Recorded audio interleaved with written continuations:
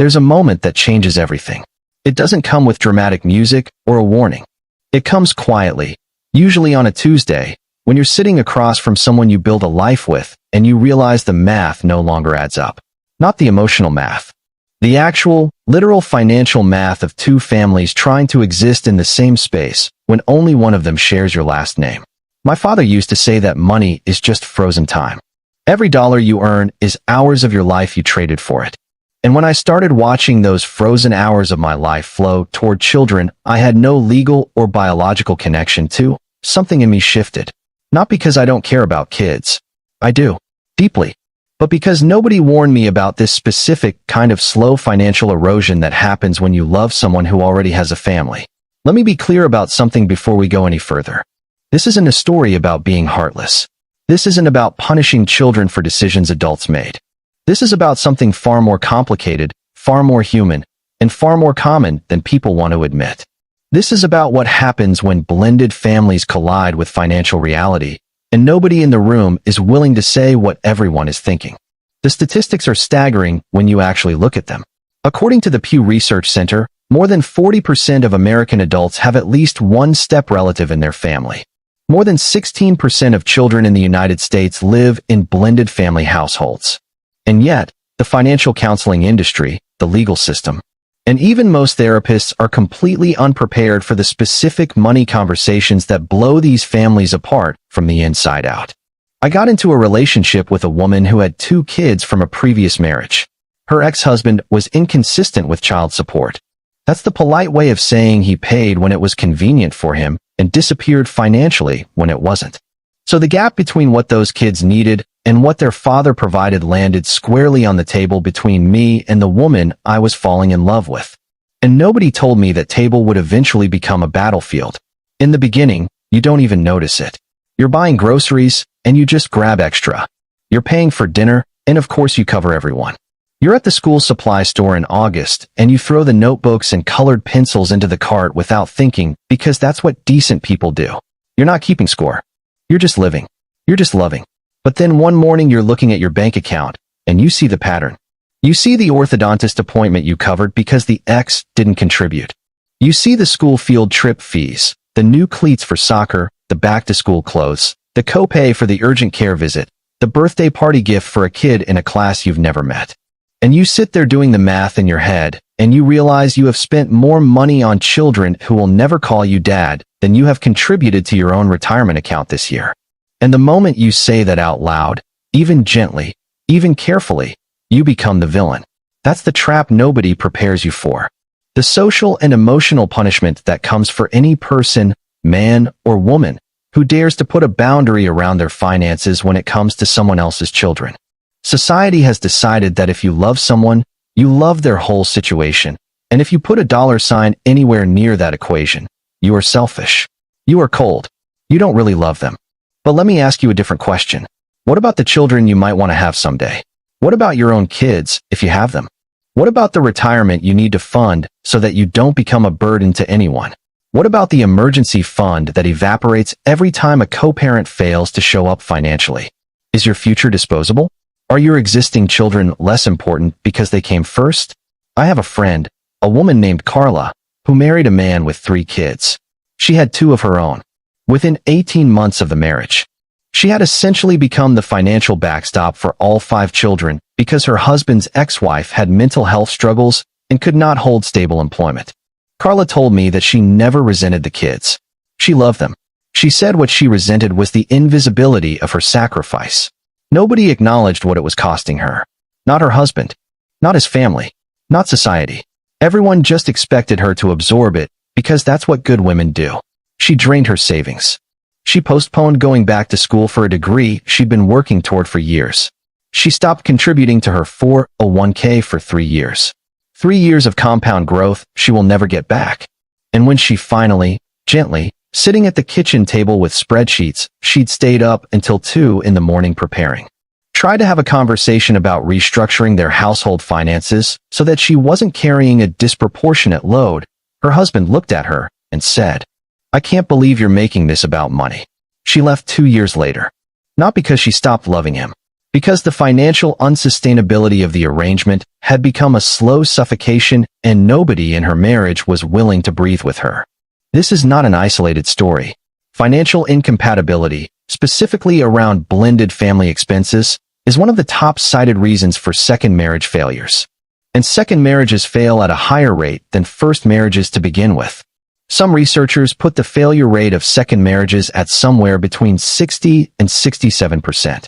And a significant portion of that is tied directly to unresolved financial tension around children from previous relationships. So let's talk about what actually happens in these households. There's a phenomenon that family financial therapists sometimes call financial parentification. It's when a new partner, without any formal agreement, without any legal obligation, without any conversation about expectations, gradually absorbs the financial responsibilities of an absent or inadequate biological parent. It happens slowly. It happens through love and proximity and the simple human desire to see children not go without. And it can be devastating. Here's the real problem. Children are expensive in ways that compound over time. A 2-year-old costs a certain amount. A 12-year-old costs significantly more. A 16-year-old applying to colleges is a financial event. And if you entered a relationship when those kids were small, and you've been quietly supplementing their upbringing for years, by the time the college conversation arrives, you are so embedded in their financial ecosystem that extracting yourself feels brutal even though you never signed up to be there in the first place. I want to be careful here because I think the conversation often goes in two directions, and both of them are incomplete. There's the crowd that says you should never spend a single dollar on a partner's children if they're not yours. That's not realistic or compassionate. When you build a life with someone, their life comes with them. Of course there's going to be financial overlap. Of course you're going to contribute to a household that includes children who belong to your partner. That's just reality. But there's a meaningful difference between contributing to a shared household and becoming the default financial support system for children because their biological parent is absent, inconsistent, or unreliable. There's a meaningful difference between loving someone's kids and being financially responsible for them when the person who is legally and biologically responsible refuses to show up. And there's an absolutely critical difference between choosing to invest in children you love and being manipulated or guilt into funding a lifestyle your partner could not maintain on their own, without your income. That last one is where people don't want to go, but we need to go there. There are people, not all of them, not most of them, but enough of them, who enter new relationships carrying financial needs that exceed what they can meet independently. And consciously or unconsciously, they seek partners who will help shoulder that load. The children become both the genuine emotional connection and, in some cases, the financial lever. Because nothing makes someone feel more trapped than withdrawing support from kids who've done nothing wrong. It's the perfect soft cage. You can't leave without looking like a monster. You can't set limits without looking like you don't care. You're just supposed to keep paying and be grateful you were allowed to love them. I'm not saying this is always intentional. I'm saying it is a real dynamic that financially devastates people every single year and that we don't talk about it honestly because it requires us to say uncomfortable things about money and love. And children all in the same sentence. The healthiest blended families I have ever seen all have one thing in common. They had the hard conversation early, before the moving trucks arrived, before the joint accounts were opened, before the second set of kids started calling the new partner by a parental nickname. They sat down, probably uncomfortably, probably with some tears and some defensiveness, and they mapped out who is financially responsible for what happens when child support doesn't arrive, what the plan is for large expenses like braces and camp in college, and what each person's individual financial goals are, and how the partnership will support or at least not actively undermine those goals. Those conversations are not romantic. They are not the stuff of love songs. But they are the difference between a blended family that survives and one that becomes a statistic. Here's what I've come to believe after watching this play out in my own life and in the lives of people I care about. You can love someone's children without being their financial parent. You can be warm and present and kind and genuinely important to a child's life without your bank account being the mechanism through which their needs are met when their biological parents fail to meet them.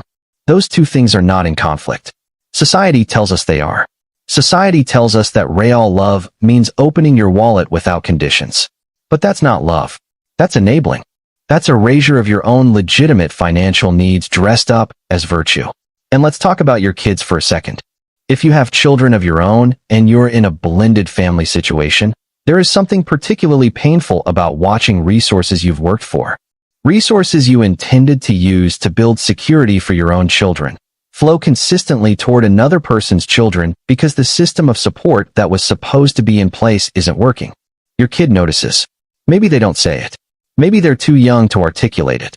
But children are acutely aware of fairness in ways that adults tend to underestimate. They notice when things are tight. They notice what gets prioritized. And you will carry that awareness with you as a parent. Funding a family your kids aren't part of isn't just a financial decision. It's a statement about priority and value. And I don't mean that in a cutthroat, zero-sum kind of way. I mean it in the most honest, human way possible. Resources are limited. Love may be infinite, but money is not. And the choices you make about where your money goes are choices about whose future you're building. The legal system has something interesting to say about this too.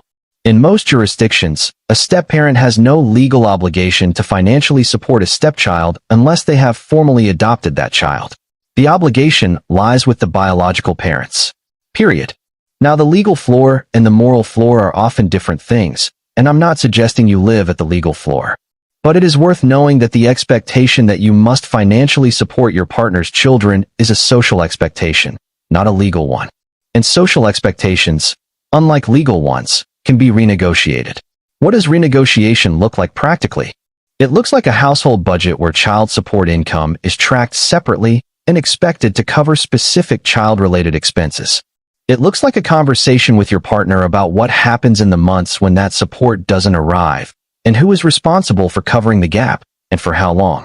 It looks like a prenuptial or cohabitation agreement that protects the assets you came into the relationship with, because love is beautiful, but it is not a financial plan. It looks like both of you maintaining individual savings accounts alongside any joint accounts, so that neither person loses their individual financial identity or security entirely to the merged household. It looks like honesty, which is the hardest part, because the honest conversation requires you to look at the person you love and say something like, "I love you. I love your kids. And I am not able to be the financial solution to a problem created before I got here. I will contribute to our life together. I will show up for these children in ways that matter. But I cannot and will not allow my financial future to be dismantled because someone else's co-parenting arrangement is broken." If the person you love cannot hear that without it becoming a crisis, that is information. Painful, important, actionable information. The strongest relationships can hold the hard conversations. The strongest relationships can hear, "I have limits," without interpreting it as, "I don't love you." The strongest relationships can make space for two people to protect themselves individually while still building something together. You are allowed to love someone and still protect yourself financially. You are allowed to adore children who are not yours and still have a clear-eyed understanding of what you are and are not responsible for. You are allowed to be a generous, caring, present person in a blended family while also ensuring that your own retirement is funded, your own children's futures are secured, and your own financial health is not quietly sacrificed on the altar of somebody else's incomplete family structure. This is not cruelty. This is sustainability.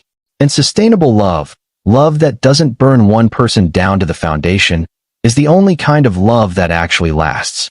The families that make it are the ones where both people bring honesty to the table early and keep bringing it back, where financial conversations aren't treated as attacks, but as acts of respect, where the understanding is clear.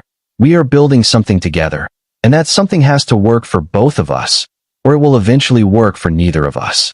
I won't fund a family my kids aren't part of, not because I'm selfish, but because I've watched what happens when someone tries to, quietly, alone, without acknowledgement, without limits, without end. I've watched good people disappear into that financial void and come out the other side emptied out in ways that take years to recover from.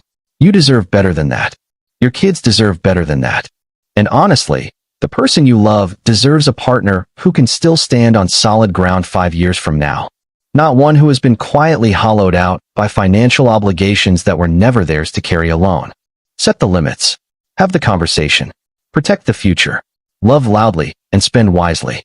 Because the most romantic thing you can do for someone is still be financially whole enough to be there for them a decade from now.